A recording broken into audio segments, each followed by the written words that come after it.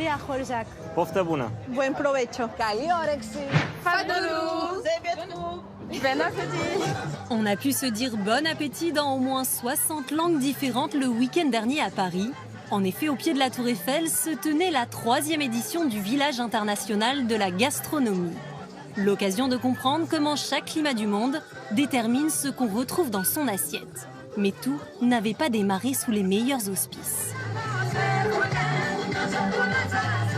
J'ai vu qu'il allait pleuvoir jusqu'à 10h30. Puis en général, on a un microclimat quand on fait le village. Donc il fait beau quand on ouvre et jusqu'à quand il ferme. Anne-Laure est une utopiste de la casserole. Cette professionnelle de la communication pensait que l'amitié entre les pays pouvait passer par la gastronomie. Alors, il y a 3 ans, elle a créé toute seule cet événement. Elle préfère que les pays s'observent avec gourmandise plutôt qu'avec méfiance. Moi, je suis entourée d'amis de plein de pays différents. On se réunit assez souvent et chacun amène un plat de chez lui. Donc finalement, c'est ça aussi. Qu'est-ce qui réunit les gens? La table réunit les gens. Ce qui est marrant, c'est que tu vas manger une cuisine du Pérou. Et puis, tout d'un coup, tu arrives en Asie. Et après, tu repars au Mali. Et donc, c'est ça, c'est qu'à chaque fois, tu as vraiment des contrastes de couleurs, d'épices, de goût, de façon de cuisiner. C'est ça qui est génial, en fait. C'est ça que les gens aiment aussi. Et rien qu'en écoutant les noms des spécialités et des produits, on commence déjà à voyager. C'est du choupouya et de la loco. C'est un repas de chez nous, de la Côte d'Ivoire. C'est fait avec du poulet ou de la viande, des oignons, du poivron et puis des épices d'Afrique. Le jus de cornouille, c'est comme une baie.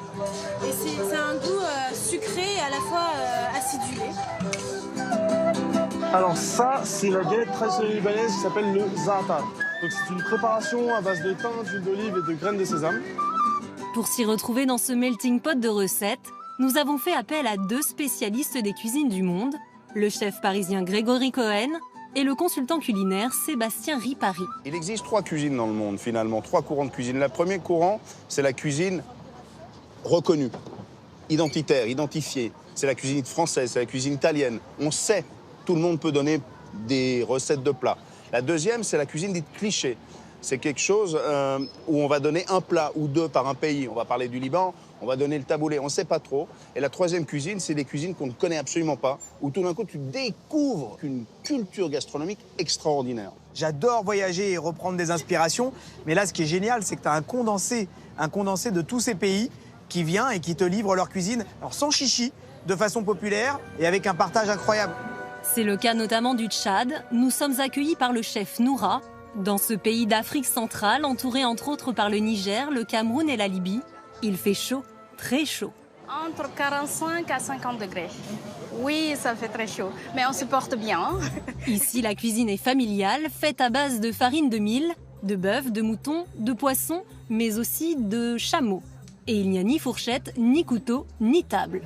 Quand on passe à table, on met un grand tapis par terre, on met les plateaux et chacun mange devant lui. Directement, tac, tac, tac. Depuis N'Djamena au Tchad jusqu'au Mexique, on compte 12 000 kilomètres. Mais sur le village de la gastronomie, on passe de l'un des climats les plus secs au monde à un climat tropical en traversant une allée. Ici, c'est le paradis des tacos, des burritos et du guacamole. C'est la fameuse cuisine cliché dont parlait Sébastien. Hola, hola. Hola, México. Alors, on commence par une petite mise au point. Entre le guacamole, le chili con carne et les tapas, lequel est mexicain et lequel ne l'est pas? Réponse avec Mercedes Ahumada. Le tapas, c'est pas mexicain, c'est espagnol. Le chili con carne, c'est une recette très bonne, mais américaine. Le guacamole, c'est mexicain. Au menu ce midi, un assortiment de tacos, notamment à la fleur d'hibiscus, dans une sauce au chocolat, un produit né au Mexique. Les tacos que Sébastien y a mangé, c'est du cacao mexicain qu'on a mouliné à la pierre de métate. Donc on l'a fait, nous, depuis la fève de cacao. Bon, dans ma région, il y a un taco traditionnel qui s'appelle taco de plaza, avec des sauterelles ou avec du porc. Les sauterelles, c'est l'autre spécialité du pays. Grillées, épicées, elles croquent sous la dent avec un léger goût vinaigré. Ça, c'est Sauterelle. Petite sauterelle, ça c'est pour Seb. Ah mais moi, il n'y a pas de souci, hein. Regarde, la sauterelle. C'est bon. C'est très bien. Je mange la sauterelle. Très bien. Moi, je mange le citron.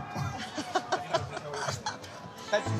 Après les tropiques mexicains, on s'immerge dans le climat méditerranéen chaud et sec de la Grèce. Un voyage de 11 000 km en 1 minute 30 pour partir à la rencontre de la chef Dina.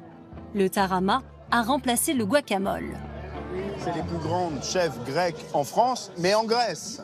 Parle-nous du pays, la Grèce, et parle-nous de la météo. Nous, on a des produits du soleil, ça donne du goût. Et à côté, on a toujours le moral, vous voyez.